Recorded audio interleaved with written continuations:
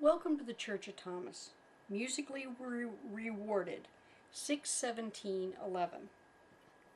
A couple of weeks ago I talked about the effect of dopamine in our feel-good moods. One of the things that happens when we are addicted to something, that we get a rush of pleasure from doing something, often is associated with dopamine. It's one of the balancing chemicals in our brain that help elevate mood. Well, did you know that music has been associated with elevated dopamine levels?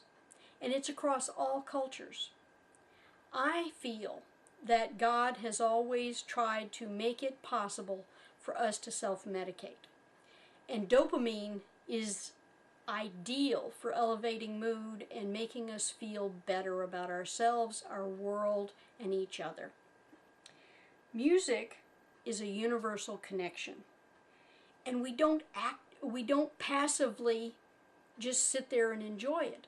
Some people actually create a feedback loop. It's the same centers of anticipation, reward, passion that are triggered by anticipating a wonderful meal,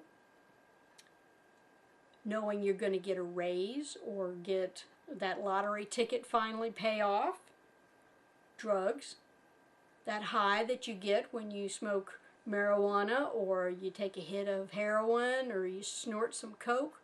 It's the same chemical.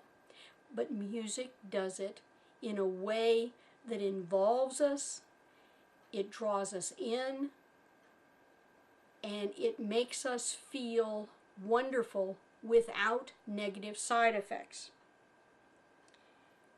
Scientists have actually figured out that if you do not have the ability to make dopamine, you will die. It is key to survival. It's not just an optional chemical that we can have occasionally. If you take this to the next logical step, then music is necessary for our survival. And if we don't get it, we wind up reaching out to other things like money, or food, or sex, or drugs. And if we have the music resonating in our souls, we produce as much dopamine as we could possibly use without doing any harm to our bodies. It feeds the human soul.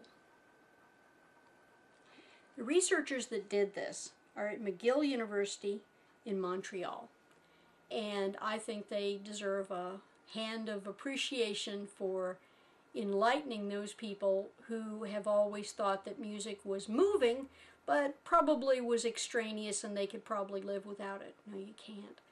The language of God is music. Reconciler Gospel of Thomas, verse 108. Jesus said, "A person who satisfied their thirst from the spring of my mouth will become more like me. The things that have been hidden will be lighted for that person." Between the rush that we get for prayer, meditation, and just sitting quietly can be magnified beyond measure if music is also part of your regimen of feeling good about yourself, God, and the world. God bless the whole world, no exceptions. Angel Eliza.